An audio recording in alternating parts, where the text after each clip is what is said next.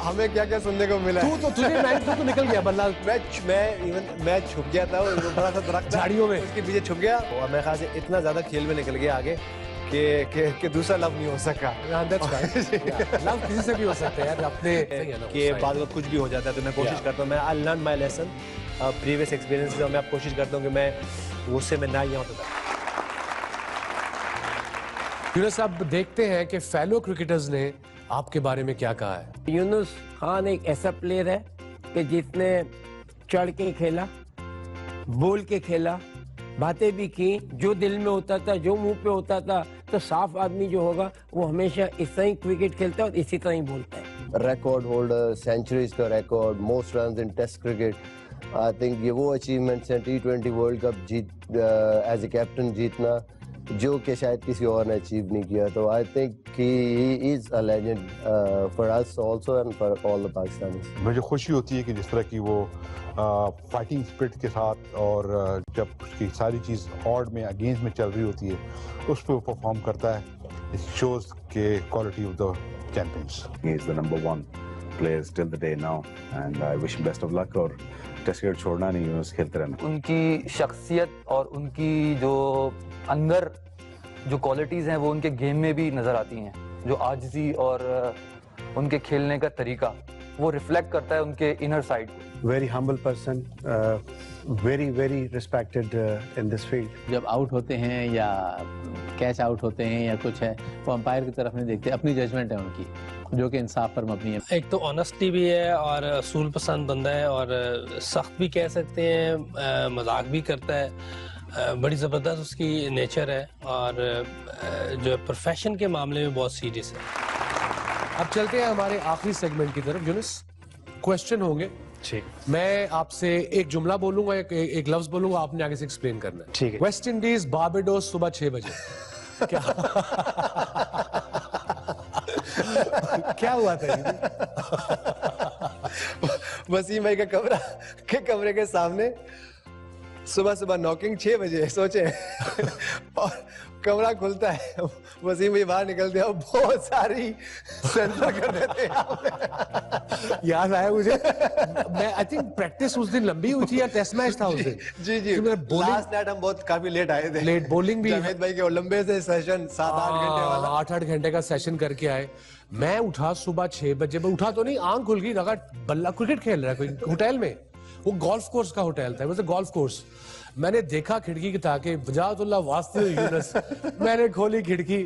अब मैं बता नहीं सकता, सेंसर कर दे कि हमें क्या क्या सुनने को मिला। तू तो निकल गया बल्ला। मैं छुप गया था, वो बड़ा सा दरख्त झाड़ियों में, उसके पीछे छुप गया और वजाहतुल्लाह वास्ते जब वो स्टक हो गया, जैसे वो कहते हैं ना कि किसी को फ्रीज कर दिया और वो सुनते रहे। और वसीम भाई आगे, उसके बाद ही नॉकिंग की तुमने? उसके बाद नहीं गए हम, कभी नहीं गए उसके बाद। So I mean funny side apart, तो तब से ये इस लड़के को इतना मेहनत का शौक था कि 8 घंटे के सेशन के बाद हम आए, फिर थके हारे सोए, और सुबह 6 बजे उठ के ये वास्ती नॉकिंग, उस गोल्फ कोर्स की वो था फेयरवे, उस पे नॉकिंग कर रहे थे प्रैक्टिस से पहले। सो डेडिकेशन इसे कहते हैं। हमारी बैट लग रही थी कि हम आपके कमरे के सामने। हाँ, वो नेक्स्ट टाइम पॉलिटिकली राइट, कमरा कोई जूनियर का, सीनियर का नहीं। चलिए, national stadium first match, dressing room. Batting के लिए जा रहा था मैं, पहला वनडे था, और सडनली क्या हुआ जी कि मुझे नंबर 5 खेलना था, और कोच को फीडबैक मिली कुछ प्लेयर से, कुछ सीनियर प्लेयर से, कि यूनुस खान को ना भिजवाया जाए, शायद मैच अभी बड़ा क्रूशियल सिचुएशन पे है, तो किसी ऑलराउंडर को पैड किया जाए। तो सबसे पहले वसीम भाई को पैड हुए, वसीम भाई गए, वसीम भाई ने डैशिंग से 3-4 छक्के लगाए, वसीम भाई आउट हो गए 25-30 रन करके, लेकिन 7-8 बॉलों पे। उसके बाद यूनुस खान ने पैड किए हुए, और कप्तान सईद अनवर ने कहा कि मोइन खान आप जाओ। तो यूनुस खान खड़े होते हैं और तकरीर करते हैं कि नहीं जी मुझे भिजवाए। मैं करके पहला मैच अनबिलीवेबल, अमेजिंग, पहला मैच। यूनुस खान खड़े होते हैं और वो कहते हैं कि कप्तान मैं आया हूँ यहाँ खेलने, मुझे भिजवाए, मैं करके आता हूँ। पहला इंटरनेशनल मैच, और उस ड्रेसिंग रूम में जहाँ पे वसीम अकरम मौजूद है, जहाँ पे सईद अनवर मौजूद है, जहाँ बड़े बड़े प्लेयर मौजूद है, इट वाज अमेजिंग। मैं शायद दोबारा ऐसा कुछ ना सिर्फ ये तू ही कर सकता है क्योंकि तेरे में इतना कॉन्फिडेंस है। चलिए नंबर 3 पे आते हैं, लव, प्यार। आप बिल्कुल लव किया, अपनी फैमिली के साथ किया, अपने खेल से बहुत ज़्यादा लव किया और सोचता रहा कि कुछ कर सकूं, और मेरे ख्याल से इतना ज़्यादा खेल में निकल गया आगे कि दूसरा लव नहीं हो सका। लव किसी से भी हो सकता है यार, अपने फैमिली से दूसरा लव नहीं हो सका। और जब एक टाइम पे ऐसा आया, तो जब मैं कोई 31-32 साल का हुआ, तो वालदा मेरे पास आई और उन्होंने कहा जी ये आपकी कज़न है, इससे आपकी शादी होनी है।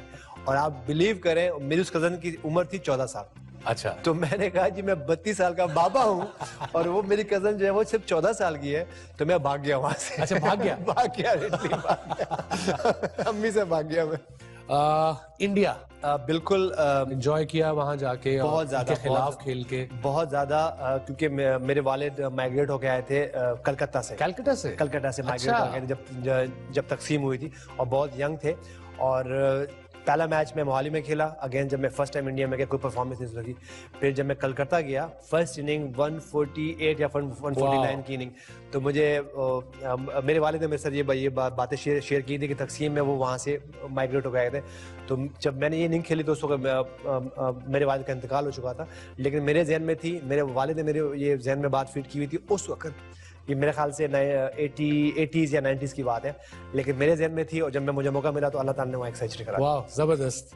म्यूजिक, बिल्कुल म्यूजिक को बहुत ज़्यादा फॉलो करता हूँ, हर किस्म के म्यूजिक को ज़्यादा फॉलो करता हूँ, लेकिन मैं कहता हूँ ना, मैं क्वालिटी पे बिलीव करता हूँ। और ऐसे लोग जिनका कोई पास्ट हो, जिन्होंने बहुत कुछ अचीव किया हो, तो उनको मैं बहुत ज़्यादा फॉलो करता हूँ। सेम लाइक जैसे मैंने कहा कि सजाद अली जी, अगर आप उनको देखें तो उन्होंने अपना कैरियर बनाया बिल्कुल हमारी तरह ही, बिल्कुल, और स्टेप बाय स्टेप वो आज यहाँ पहुंचे कि हम उनको म्यूजिक में लेजेंड कह सकते हैं। बिल्कुल, excellent. Sydney 2008 catch, south Australia के लिए खेल रहा था। शॉन टेट बॉल कर रहे थे, वार्नर बैटिंग कर रहे थे, न्यू साउथ वेल्स से मैच था इन सिडनी में, और मैं शॉर्ट मिड विकेट पे खड़े हुए थे। क्रूशल मैच था हमारे लिए, रन भी बहुत ज़्यादा नहीं किए हुए थे, और वार्नर का बिल्कुल नए आ रहे थे, बिल्कुल पीक था।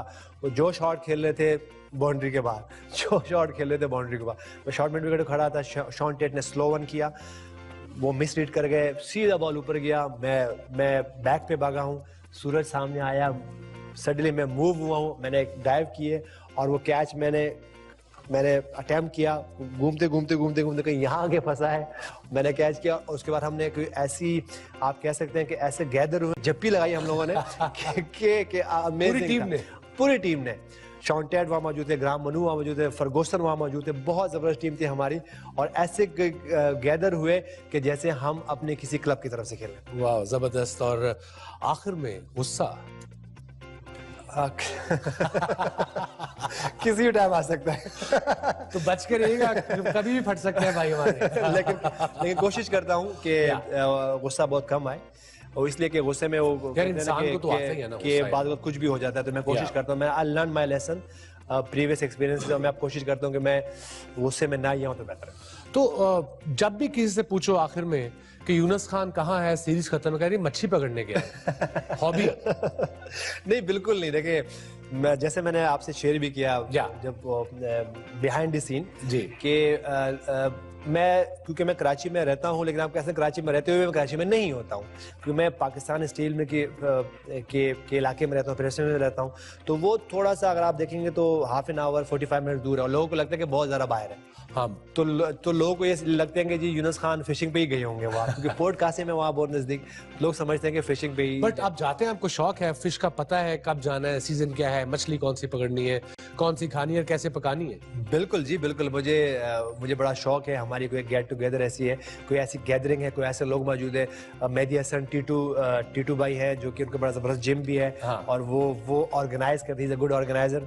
वो टीटू भाई ऑर्गेनाइज करते हैं, और आप यकीन करें कि मैं कल रात को कराची आया हूँ और मुझे कॉल आई है, अगर मैं उनको हाँ कर दूं तो आज रात को भी मुझे फिशिंग पे लेके जा सकते हैं। तो टाइमिंग क्या होती है फिशिंग? कितने बजे, अगर आप दोस्तों के साथ जा रहे हो, बच्चों के साथ नहीं जा रहे हो, कितने बजे निकलते हो अगर दोस्तों के साथ जा रहे हो? नॉर्मली हम कोशिश ये करते हैं कि हम शाम में जाएं ताकि हमें लोग पहचाने ना। हाँ। और हम फ्री माइंड से और बिल्कुल फ्री होकर फिशिंग करें। तो हम ज्यादातर जब फैमिली के साथ नहीं होते तो रात ही को फिशिंग करते हैं। अच्छा, रात को? जी, रात को हम we move around in afternoon और फिर फजर में वापस आते हैं। तो हमें 7-8-10 घंटे मिलते हैं जिसमें कोई ना हमें पहचान भी नहीं पाता वहाँ पे जाके, और किसको पता भी नहीं चला कि हो क्या रहा है, कौन आया हुआ। तो मैं ज़्यादातर मैं रात की फिशिंग करता हूँ।